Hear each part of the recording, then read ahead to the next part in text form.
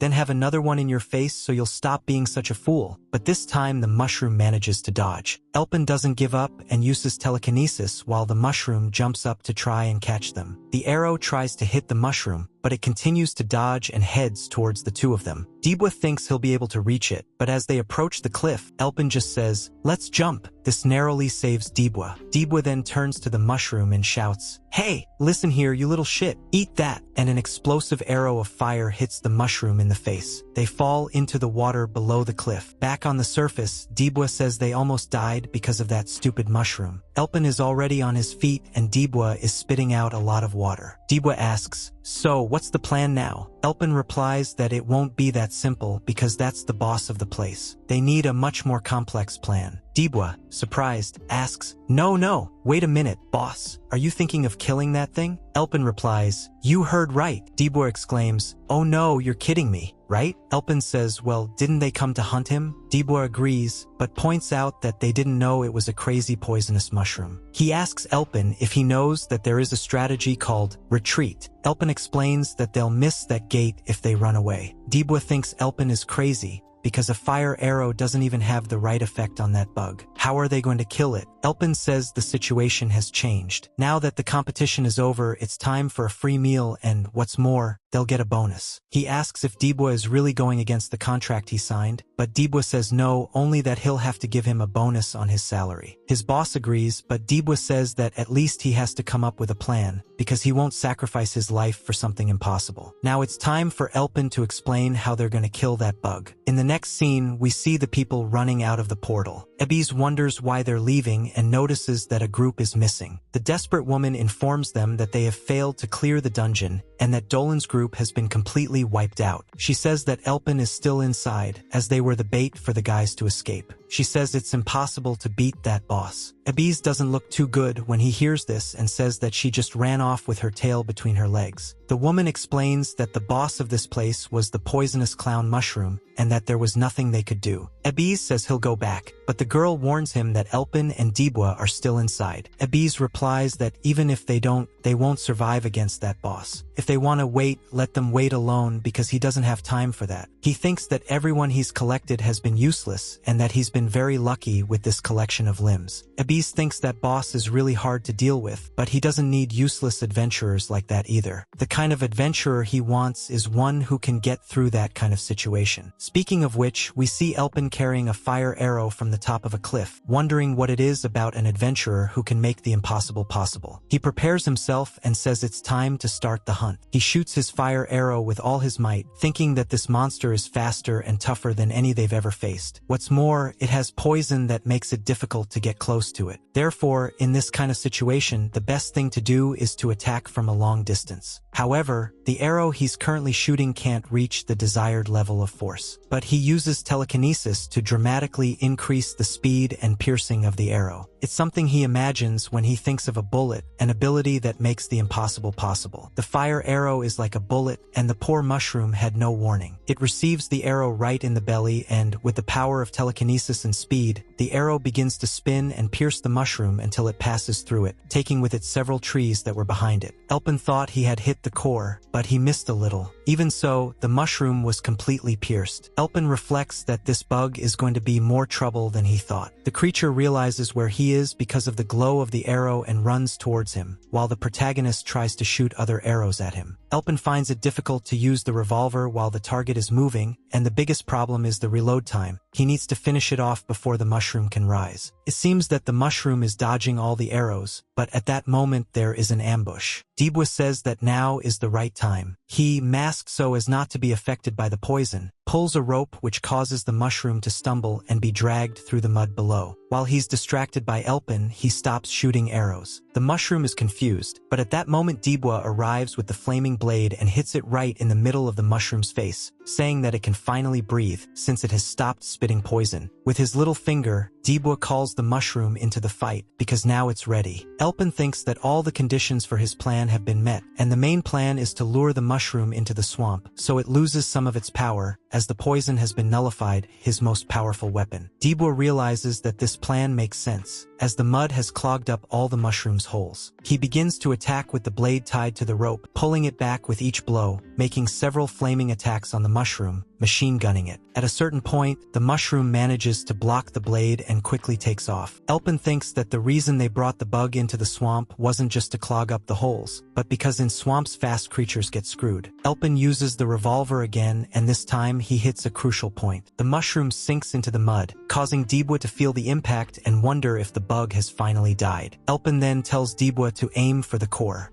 Without wasting any time, Dibwa throws the blade with the rope, but the mushroom simply catches the blade in the air and pulls Dibwa along. With telekinesis, Elpin pulls out a log to save Dibwa, hitting the log right in the center of the animal's face. Taking advantage of the gap, Dibwa goes behind the mushroom, holding onto the log, and steps on its face to get away. Without wasting any time, he goes up again, spiraling around the mushroom to confuse it. With telekinesis, Elpin makes the mud rise up and suffocate the mushroom. Behind a stream of muddy water, the mushroom thinks it sees Dibwa and tries to grab him with its claws, but there's nothing there. It was just a distraction. Behind him, Dibwa has his flaming blade ready and beheads the monster. With his head rolling in the mud, Dibwa gives a thumbs up to Elpin, who smiles but is soon shocked. That's because Dibwa didn't realize that the creature was alive even without a head and punches Dibwa, knocking him into the mud. The mushroom begins to scream, even without its head. Elpin thinks the creature is alive without its head and shoots it again to put an end to it once and for all. But the mushroom isn't dead and continues to run rapidly towards Elpin. He thinks he's skipped some part of the plan because it's not possible. With telekinesis, he tries to lift the creature with his torso, but this only allows the mushroom to cling to the cliff where he is. Elpin thinks he only has one chance to shoot one more arrow before time runs out. Dibwa gets up very angry, saying that the bug is making him angry. He throws the blade with all his might, in flames, which cuts off the mushroom's legs, leaving only the trunk hanging. Dibwa thinks he's finally managed to stop it, but even with just the trunk, the mushroom continues to climb. Dibwa warns Elpin that this is very dangerous, and that the next arrow should be Earth. We see that inside the hole where the mushroom's head should be, there is its real head. Elpin says, "Oh, so that's its real head? Okay, thanks for letting me know." The mushroom is holding a flare, and Dibwa thinks that the attack he just made was just a bluff. Now Elpin uses the real revolver, knocking the creature into the swamp in one fell swoop. Unable to resist, the arrow completely penetrates the mushroom's body, and what's left of it is dragged along with the arrow for a considerable distance, exploding completely on the horizon. Dibwa comments that this monster was a pain in the ass even to die. Elpin pulls him up with telekinesis, and Dibwa says he thought he was going to die for real this time. After the explosion, the whole swamp is filled with poisonous mist again, and he asks Elpin if it's finally over. Elpin says yes and tells him he's done a great job. Now they're going to take the mana stone and leave, but the creature is still alive. Its core is completely exposed, cracked but not broken, and the mushroom begins to release a lot of poisonous mist. Dibwa, seeing this, just giggles. In the next scene, we see that Laren is also laughing in Abiz's face, because he's come back shaking. And he starts laughing in Abiz's face because his attempt was just like the other one. It came to nothing. Only Abiz, all flustered, apologizes, saying he's going to try to collect other members. Just then, someone knocks on the door, and Abiz says, "Hey, I told you no one could interrupt the meeting." But Elpin opens the door without even asking, and Abiz is obviously shocked to see him. However, our protagonist only says that he's back, and Laren becomes very interested in him. Laren asks, "What's that to Abiz? Looks like someone's come back from the dead." He says it's a pleasure to meet Elpin and introduces himself, asking if this guy is Elpin, the famous survivor. Elpin also thanks him and says it's a pleasure to meet this lord, but Laren says he's only going to ask one question. This skill he has, can he show it again? Only at the 100-person gate? Elpin replies that it will be difficult, and Laren watches him until Abiz says, "Are you crazy? That's the way to talk to Lord Laren. You're crazy." Abiz reminds him that he still has a debt to pay, but Laren laughs and says that it's difficult, but not impossible, right? Then he changes the question a little. What does Elpin really want? In the next scene, we see Dibwa spitting out all the beer he had drunk, shouting, 15 million mesos per person. There are 2 of us. Then it'll be 10 million mesos. And we see that Elpin was watching. Dibwa apologizes, saying that he's certainly being very greedy, because he's saying that their price is 5 million. Whoever he offers this mission to will surely turn it down, and this is an opportunity they can't afford to miss. But Elon says it's not his problem, let them make up their own minds,